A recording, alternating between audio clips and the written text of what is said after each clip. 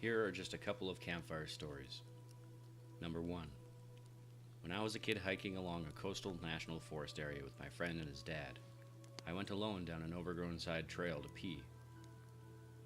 I noticed a stench coming from the main trail that we figured was a dead animal somewhere nearby, getting more powerful as I went for a short distance down that trail side.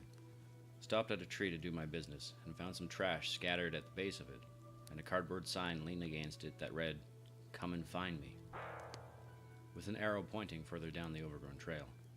At that point, the stench was so powerful that my nose was starting to burn. I couldn't go with my mind freaking me out with all kinds of images of what hell could be further down that trail. So I went back to the main trail and didn't say anything to my friend or his dad about what I had seen until I couldn't hold it anymore and asked his dad to stop again so I could go. When we got back to town, he called it in to the local sheriff.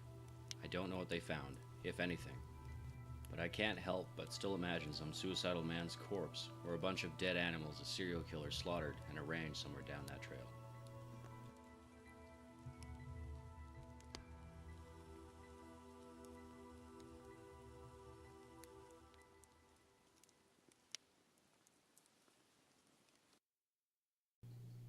Number 2. Some friends and I were doing some night fishing on the James River. We were sitting along the shoreline with a nice fire, going accompanied by the usual idle talk and a few beers, when suddenly everyone stopped talking like a switch had flipped off. We were all staring across the river and felt as if something or someone was staring back. It was a very uneasy feeling, to which some of the group tried to shake off with a typical macho humor, when a blood-curdling sound erupted from the other side of the shore that froze everyone in their tracks.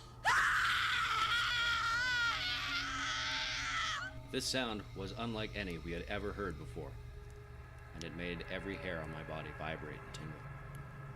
The only way I can describe it is it sounded like a wild person with no language skills being gutted alive. No words, just this high-pitched blood-curdling scream. Nobody moved or said a word. We all just sat there, fixed in our stare, when just as suddenly a second scream was let loose with even more force than the first. By this time, several of us were sprinting towards our trucks that were parked within 20 or 30 feet and retrieving various firearms. We all sat there quietly, with our eyes fixed, staring toward the opposite shore, watching the light from our fire reflecting off the rocks.